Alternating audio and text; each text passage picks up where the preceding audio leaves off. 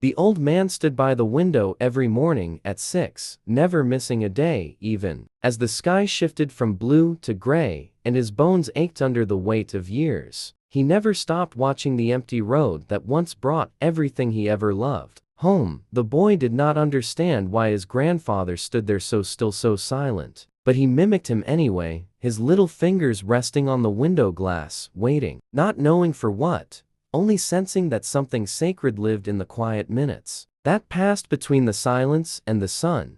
Sometimes the boy would ask where the dog went, and the grandfather would only blink slowly or tap his fingers against the wooden sill in rhythm with memories too heavy to name once long ago. A much younger version of this same man had brought home a trembling stray wrapped in a towel soaked from the rain, with eyes like autumn, and the dog had grown into a silent sentinel, shadowing the man through storms of life, loss, war, and silence. It had been years since the dog left. No one knew why. Maybe it was age or instinct or heartbreak. The boy only knew that mornings got colder after that, and that his grandfather, who once hummed soft tunes while brewing tea, no longer made a sound. The boy missed the dog more than he knew how to say. He missed the way it curled at his feet, missed the way it looked at him, like he mattered, like even small hearts could carry big feelings. And now, with nothing but ticking clocks and long afternoons, he began to carry silence like a small folded blanket over his chest, soft but heavy.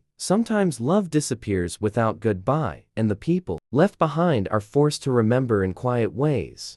A pair of empty bowls by the back door, a leash still hanging near the coat rack, a name never spoken again, but always felt. Tell us where you're watching from, we'd truly love to know. And if there was a moment in this story that touched your soul, please share it with us in the comments. It would mean the world to us to hear your heart. The grandfather sat each evening on the porch, now not looking outward anymore, but down at the empty steps, his hands motionless in his lap. The boy once tried to put a toy in them, but the old man gently pushed it back, not unkindly, just tired, like someone waiting to feel something, but too scared that nothing would come. The boy began to draw pictures of the dog on scraps of paper, taping them on walls, doors, even trees outside, as if the pictures could call it back.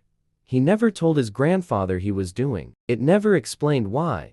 He whispered to the drawings instead, "Please come back, I still remember." And somewhere in the fading golden light, something was already stirring, something quiet and limping, making its way back home without needing to be called. The boy had fallen asleep that evening beside his drawings, one curled in his hand, the paper crumpled but warm from where he had pressed it to his heart. Outside, the wind moved through the branches in soft waves, and beneath the rustle, there was a sound so faint it could have been forgotten, footsteps, or maybe just memory arriving slowly, quietly. The grandfather rose before dawn, not because he was waiting anymore, but because something in his chest tugged him to the door. He opened it, not expecting anything but cold air and empty sky, but instead found an old shape slouched against the steps, a shape covered in dust and time. The dog was there, older, thinner, its fur grayed and tangled, and its eyes held the weight of miles,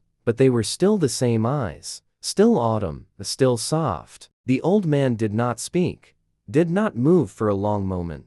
The dog looked up and blinked slowly, then placed its head gently on the wooden step, as if to say, "I am home if that is still allowed." The boy woke to the sound of nothing, which is what made him run. He had learned that silence sometimes meant something had changed. When he reached the door, he saw the dog and gasped, but not with surprise. It was the kind of gasp that comes when something inside you recognizes a truth before your mind can catch up. He ran and wrapped his arms around the tired body, not noticing the dirt or the smell, only the heartbeat that matched his own.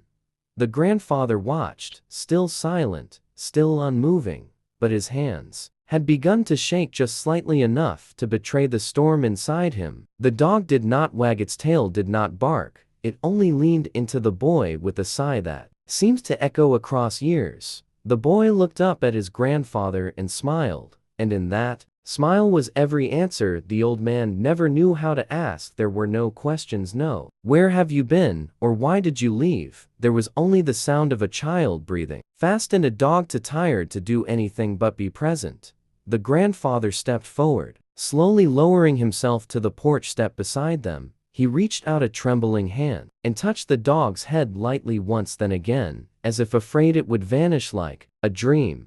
The dog looked at him with those same eyes, and though nothing was said, everything was heard. The boy took the old man's hand and placed it on the dog's back, and for a moment, time stopped. 3 hearts, beating in different rhythms, began to find the same quiet song. The porch became a holy place that morning, not because anything miraculous had happened, but because something broken had found its way back, without a map, without blame, only love wrapped in silence, waiting to be remembered. The days that followed moved like old photographs, slow and full of light. The dog no longer ran, it barely walked, but it was always there near the boy's feet, beside the grandfather's chair, resting its head on the cool floor, and listening as though even in silence it understood everything that had been lost and found again. The boy took to speaking softly around it, not full sentences, just small pieces of feeling scattered like seeds in spring. Sometimes he would sit beside the dog and whisper stories, as if catching it up on the years it had missed. Other times he would lean close, press his forehead to the dog's, and close his eyes like he was praying, but not with words. The grandfather never joined the whispers, but he listened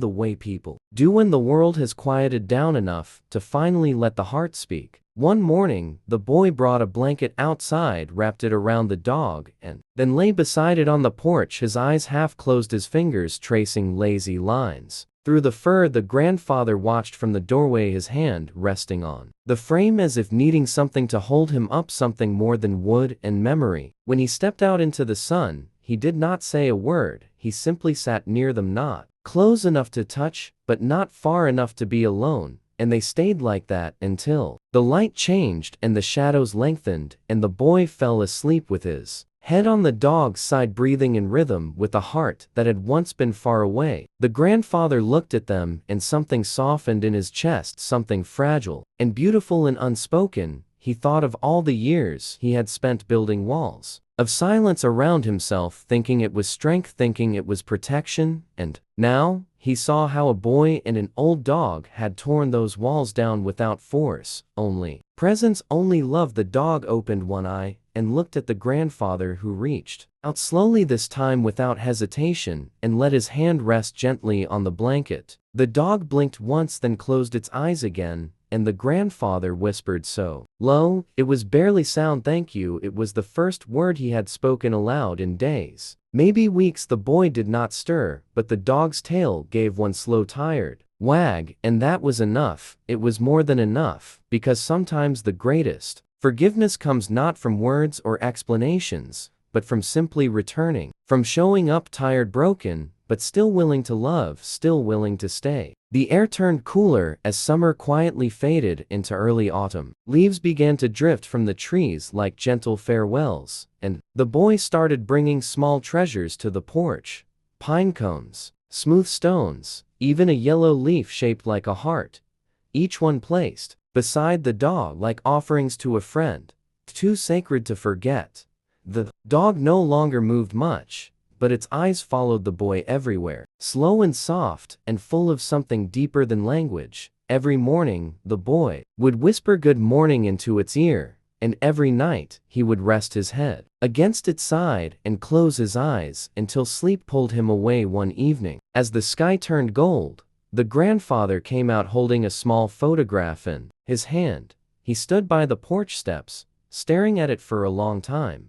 Then, without a word, handed it to the boy. It was a picture of the same dog, years younger, sitting beside a much younger version of the grandfather, both of them staring at the camera, unsmiling, but somehow full of joy. The boy held the photo carefully, as if it might dissolve in his hands. He looked up at his grandfather, who nodded once and then sat down slowly, his knees stiff, but his heart lighter than it had been in years. The dog shifted slightly, and the boy took this as a sign to scoot closer, pressing himself between the two quiet souls who had taught him more about love than words. ever could, and in that moment, with the photo in his lap and the warm fur at his side, and the quiet presence of the man who never said much, but always stayed, the boy understood something powerful, that love is not loud, it does not need to be shouted or proved, it just is. And sometimes it waits in silence until the heart is ready to listen. The grandfather reached out and gently laid his hand on the boy's shoulder, not to pull him close or to teach him anything, but just to be with him, to let him know that, in this strange little corner of the world, they were together, three hearts bound not by stories or speeches,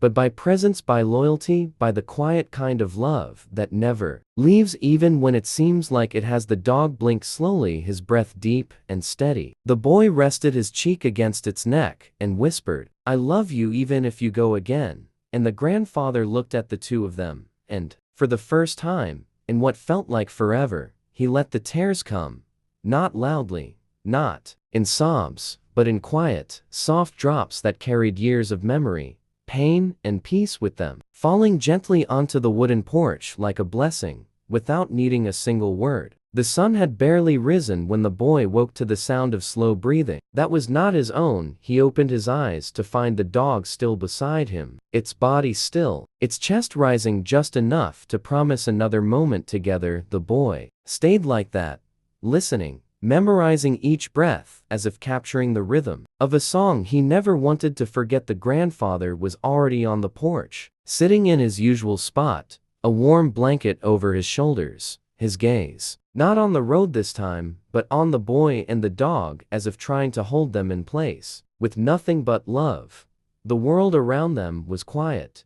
No cars, no birds, no wind, just the sound of life being lived in small sacred stillness. The boy stood up, walked over to his grandfather, and climbed into his lap. Without a word, the old man opened his arms and let the child in, folding him gently into the space between heartbeats. The dog did not lift its head, it only watched with tired eyes, and then closed them again, as if it finally felt safe enough to rest completely.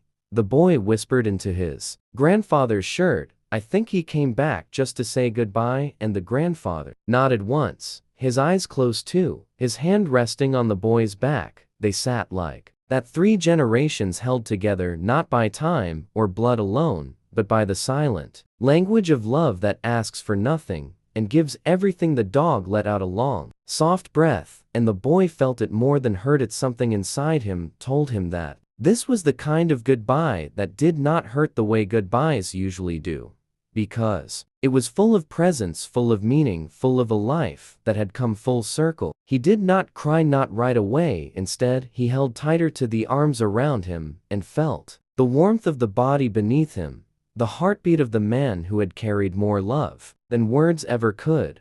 The dog slept, and the porch held the weight of their memories, gently like a cradle made of wood and light. Later that evening, when the stars came out, the boy placed a small stone on the step beside where the dog used to lay, not to mark an end, but to remember a presence. The grandfather lit a small lamp beside it, and together they sat in its glow, the boy's head on the old man's chest, their breath slow and steady like the echo of a love that had never once spoken out loud, but had always been heard, always felt, always known. And in the quiet that followed, nothing needed to be said, nothing needed to be explained. The love was still there, a porch, in the silence, in the bond between boy and man and dog, and it always would be waiting in the quiet, watching in the light, remembering without a single word ever needing to be spoken again.